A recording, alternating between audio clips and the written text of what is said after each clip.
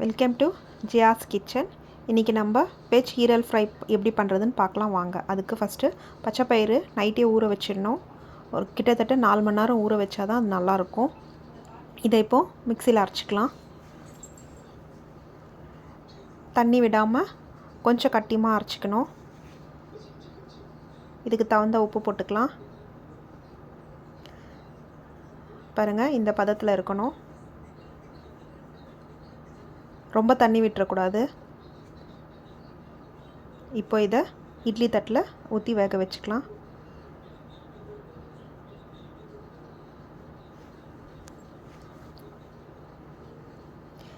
இது நல்லா தண்ணியாக இருந்தால் இந்த மாதிரி இருக்காது, கொஞ்சம் கெட்டிமாக இருக்கணும். வேக வச்சுட்டு ஒரு கடாயில் எண்ணெய் ஊற்றிக்கலாம். எண்ணெய் நல்லா காயட்டும்.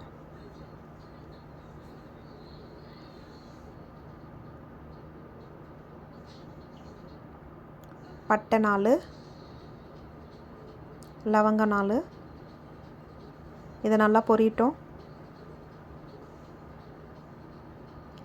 வெங்காயம் 2 பெரிய சைஸ் வெங்காயம் கட் பண்ணி வச்சுருக்கேன். கூடவே கருவேப்பிலை வச்சுருக்கேன். அதை போட்டு எண்ணெயில் போட்டு வதக்கிக்கலாம்.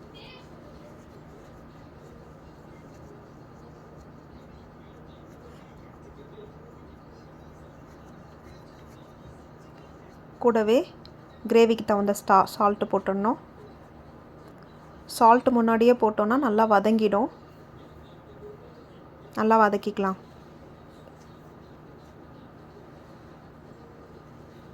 நம்ம வதக்கும் போது கொஞ்சம் குத்தி குத்தி விட்டு வதக்கினா சீக்கிரமாக வதங்கிடும்.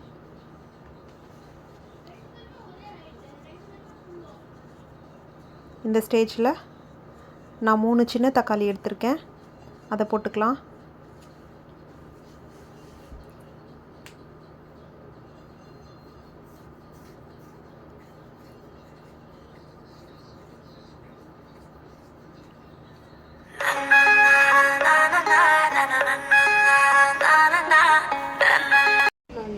நல்லா வதக்கிக்கலாம்.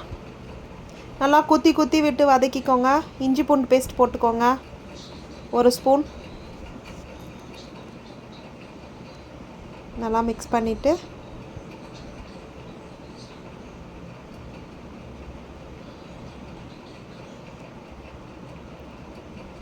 நல்லா கொஞ்சம் குத்தி குத்தி விட்டு வதக்குனா நல்லா வதங்கிடும். இப்போது மிளகாத்தூள், வெறும் மிளகாத்தூள் 1.5 ஸ்பூன் போட்டுக்கலாம். அப்புறம் மஞ்சள் தூள் 1/2 ஸ்பூன் போட்டுக்கலாம்.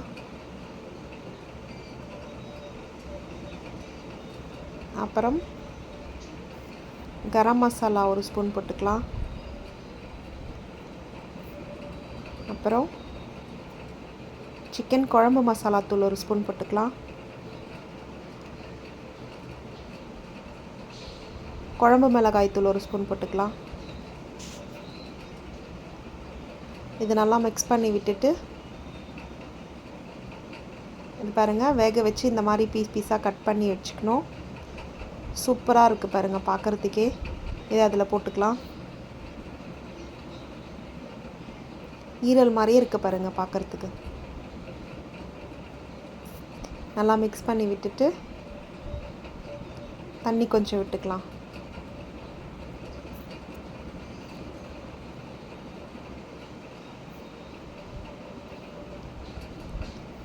நம்மளுக்கு எந்த அளவுக்கு கிரேவியாக வேணுமோ அந்த அளவுக்கு தண்ணி விட்டுக்கலாம்.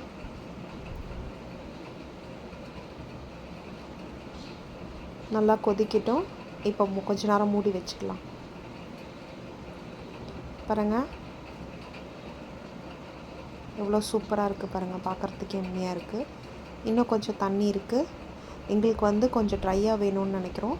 அதனால் நாங்கள் இன்னும் கொஞ்சம் நேரம் சிம்மில் வைக்கலான்னு சொல்லிட்டு வைக்கிறோம்.